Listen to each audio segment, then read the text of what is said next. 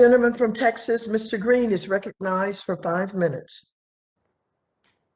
Thank you very much, Madam Chair. Madam Chair, I don't want the historic aspect of this hearing to escape us. I'm a senior member of this committee. I have had many persons to appear before this committee, many secretaries of the Treasury and chairs of the Fed. And I must tell you, a paradigm shift is taking place, and I don't want it to be overlooked.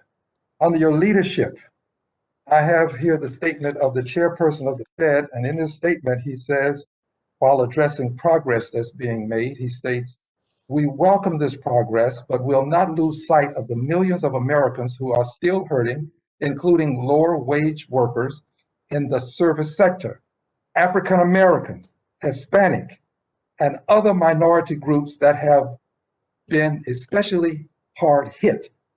And then the Secretary of the Treasury, in her statement, she indicates that since taking office 2 months ago, we have been expediting relief to areas of greatest need, for example, small businesses, and especially the smallest small businesses, which are disproportionately owned by women and people of color.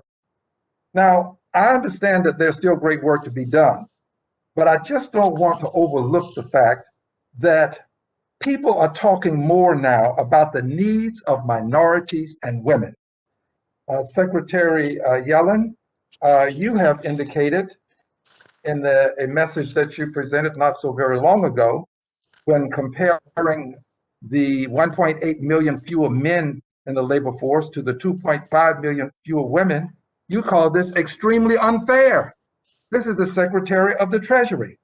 So I'm grateful to both of you for understanding that it is now time for us to move forward on the issues associated with the wealth gap as it relates to minorities in this country, and especially issues related to women who happen to be more than 50% of the population of the country. This is historic to see this movement under your leadership, Madam Chair. I commend you, and I'm honored to serve under your leadership. Now to Secretary Yellen.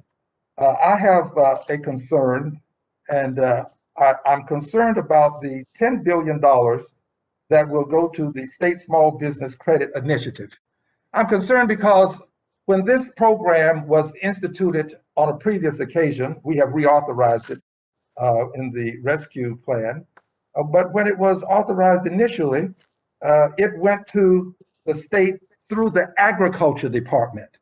Then the Agriculture Department had the duty, responsibility, and obligation of making sure that it moved down to other units of the state.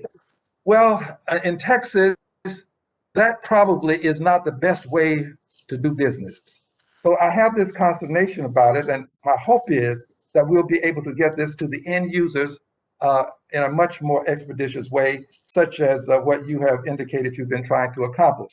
So my question is this, Madam Secretary, will you send us an outline of the timeline for implementation from money in the Treasury to capital in the coffers of the end users in the $9 billion emergency capital investment program that has come into being under the Honorable Maxine Waters' leadership? Had the privilege of working on this program, and the $10 billion State Small Business Credit Initiative similarly came into existence. And I would add also, this last one had the help of the chairwoman of the Diversity and Inclusion Subcommittee, Ms. Beatty, who helped us to hone this and refine it to the extent that we are helping the smallest of small businesses.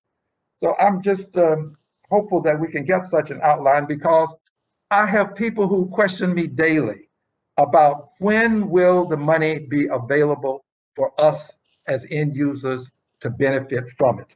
And I believe that your heart's in the right place. I believe you're working expeditiously. I just want to be able to answer those questions when they're posed to me. So again, I thank you.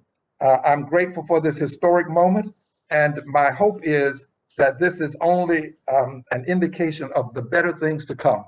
And Madam Chair, I will yield back some 12 seconds to you. Thank you.